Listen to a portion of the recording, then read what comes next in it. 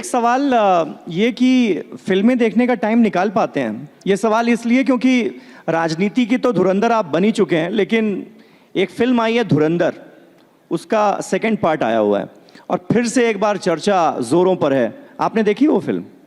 अभी तो नहीं देखी, लेकिन देखने की इच्छा जरूर है, जाऊंगा जरूर। पहली वाली देखी थी आपने? हाँ, पहली वाली तो देखी थी।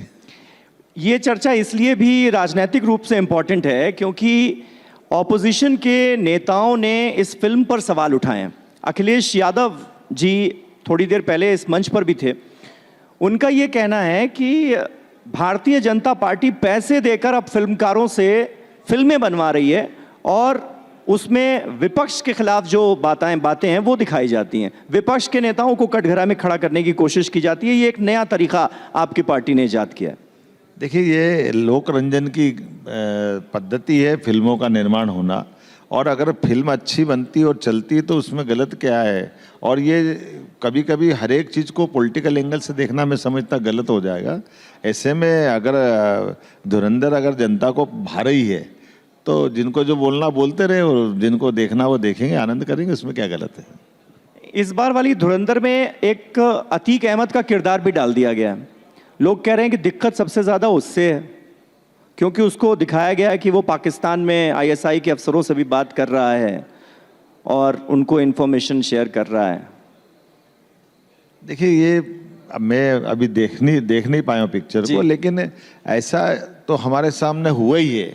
कांग्रेस के शासनकाल में बम्बे में जब आतंकवादियों का हमला हुआ तो हम सब टीवी पे देख रहे थे कि वहाँ आतंकवादी किन से बात कर रहे थे। पाकिस्तान के लाइव टीवी पे चलने वाले लोगों से वो मार्गदर्शन कर रहे थे कि आपको गोली यहाँ चलाना चाहिए, वहाँ चलाना चाहिए। ये तो हमारे सबके सामने हुआ है ना। बॉम्बे में अगर ताज होटल में हमला होता है और पाकिस्तान सरेआम वो करता, तो ये उन बात को जवाब है जो ये बात कहते हैं अतीक अहमद से। अगर अतीक अहमद ये कर रहा था तो अतीक अहमद को इसके बारे में छूट कैसे दे सकते हैं। हमारे देश के अंदर लाइन ऑर्डर को लेकर के अगर सरकार स्ट्रिक्ट होती है तो ये तो हमारे लिए सौभाग्य और गर्व की बात है। हमारे पुलिस जवान अपनी शहादत दे के देश के लिए काम करते हैं, तो हमारा तो काम होना चाहिए उनका मनोबल बढ़ाना। लोकतंत्र जिंदा कैसे है। आज की स्थिति है कि पूरे देश के अंदर माननीय मोदी जी की सरकार होने के कारण से आतंकवादी हमले, आप दिल्ली मुंबई तो छोड़ो, कश्मीर में भी क्यों रुक गए? क्योंकि हमने अपने इस राज्य को, राष्ट्र को उस तरह की स्थिति में ले आए कि अब हम अपने देश के दुश्मनों से यहाँ तो छोड़ो, वो दुश्मन के देश में भी होगा तो वहाँ भी नहीं छोड़ते हैं। अब भारत वहाँ खड़ा हो गया। ऐसे 3 ही देश है, इसमें इजराइल, अमेरिका और भारत हो गया। तो ये हमारे लिए सौभाग्य की बात है। मुझे लगता है इस पर तो ताली बजी सकती है, बड़ी अच्छी बात है। लेकिन इसी पर ऑपोजिशन ये आरोप लगाता है ना कि ये देखिए, जानबूझकर जो ऑपोजिशन की पार्टियां हैं उन पर देश विरोधी होने का ठप्पा लगाना चाहती है बीजेपी।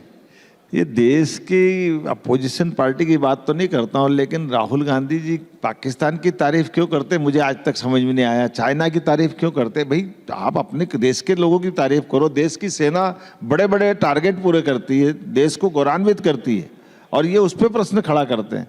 तो बड़ा दुख होता है कि कम से कम इनको ऐसे मामलों में तो बचना चाहिए। अच्छा, ये अब थोड़ा मध्य प्रदेश पर आते हैं, फिर से विकास कार्यों पर आते हैं। अटल बिहारी वाजपेयी के नदी जोड़ो अभियान के सपने को पूरा करने के लिए आप बहुत सारे काम कर रहे हैं। क्या हो रहा है मध्य प्रदेश में और कौन सी ऐसी योजनाएं हैं जो इस लिहाज से जमीन पर उतरी हैं, कुछ बता सकते हैं? देखिए, मैं माननीय प्रधानमंत्री श्रीमान नरेंद्र मोदी जी को धन्यवाद देना चाहूँगा कि ये नदी जोड़ो अभियान स्वर्गीय भारत रत्न अटल बिहारी वाजपेयी जी के समय योजना बनी थी।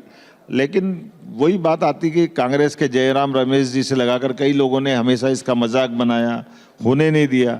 आज का दौर इस प्रकार से बदला है कि हम राज्यों के बीच परस्पर आत्मीयता के साथ राज्य के लिए, दोनों राज्य की बेहतरी के लिए, जैसे मैं उदाहरण दूंगा, राजस्थान में पानी की कमी है, मध्य प्रदेश में बहुत जल राशि, बहुत 250 से ज़्यादा नदियां हैं मध्य प्रदेश में। ऐसे में पार्वती, काली सिंध, चंबल योजना के माध्यम से राजस्थान और मध्य प्रदेश सरकार ने मिलकर के नदी जोड़ो अभियान का 70,000 करोड़ का प्रोजेक्ट बनाया। माननीय प्रधानमंत्री जी ने स्वयं ने उसका भूमि पूजन किया। हमको 70,000 करोड़ में केवल 10% राशि मिलाना पड़ी। अब ये अलग बात है कि थोड़ा 2-4% पानी हमने राजस्थान को ज़्यादा दे दिया, और हमारा चूँकि पानी हमारे पास वैसे ही सरप्लस है, तो राजस्थान में अगर सूखे में पानी पहुँच गया तो राजस्थान तो हमारा ही प्रांत है ना, देश का हिस्सा है, हमारा भी तो जुड़वा भाई है। तो हमें इस बात पे विश्वास करते हैं कि राज्यों के बीच पानी को लेकर परस्पर संबंध सौहार्द होना चाहिए। दक्षिण के कई राज्य बड़े बड़े पानी को लेकर के क्या किस स्थिति में पहुंच रहे बताने की जरूरत नहीं है। तो ये बदलते दौर में हमारे देश के अंदर देशभक्ति के भाव को जागृत करने के लिए राज्य के अंदर आपस में हमारे संसाधनों के बंटवारे में सौहार्दता होना चाहिए। इसलिए हमने पार्वती काली सिंध चंबल योजना राजस्थान के साथ पूरी की। इसी प्रकार से एक केन बेतवा नदी जोड़ो अभियान उत्तर प्रदेश के साथ हम कर रहे हैं, लगभग 1 लाख करोड़ की योजना, ये भी हम काम कर रहे हैं। एक ताप्ती परियोजना जिसको हम महाराष्ट्र के साथ करने वाले हैं, तो ये माननीय मोदी जी ने बहुत अच्छा भाव रखा है। 90% राशि वो भारत सरकार से दे रहे हैं। ये एक बहुत बड़ा अचीवमेंट है। और उसका परिणाम क्या आएगा बताना चाहूँगा। हमारे राज्य के अंदर आज 55 लाख हेक्टेयर का सिंचाई का रकबा है। ये योजना पूरी होते होते हम 100 लाख हेक्टेयर तक चले जाएंगे। अर्थात प्रत्येक गांव तक, और खासकर बुंदेलखंड का वो इलाका जहां हम बरसों से गरीबी के कारण से पलायन तकलीफें सहन करते थे, ये नदी जोड़ो अभियान कारण से पूरा इलाका पंजाब हरियाणा की तरह हरा भरा हो जाएगा। आपने इन तमाम योजनाओं के बारे में बखूबी बताया और जो भी मध्य प्रदेश को लेकर सवाल थे उनके जवाब दिए। अब जाते जाते ये बता दीजिए कि जब डॉक्टर मोहन यादव की मुख्यमंत्री के तौर पर आलोचना होती है तो आप सबसे ज़्यादा क्या पसंद करते हैं? उसका तुरंत करारा जवाब देना पसंद करते हैं, या फिर इग्नोर करना पसंद करते हैं, या फिर आत्ममंथन करते हैं? देखिए, सकारात्मक आलोचना का सदैव स्वागत होना चाहिए, लोकतंत्र की खूबसूरती है। अगर अच्छी बात है, कोई हमसे गलती हो रही है तो मानने में गलती नहीं है। लेकिन कोई अगर जिसको कुछ बोलना ही है तो उसको तो इग्नोर ही करना पड़ेगा कि भाई तुमको बोलना, बोलते रहो, हम क्या करेंगे, इसको तो रिजल्ट आ जाएगा।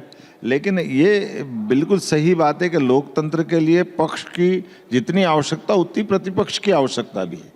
तो अगर काम अच्छा कर रहे हो तो आलोचना को भी सुनने के लिए, समझने के लिए उसका स्थान जरूर रखना चाहिए।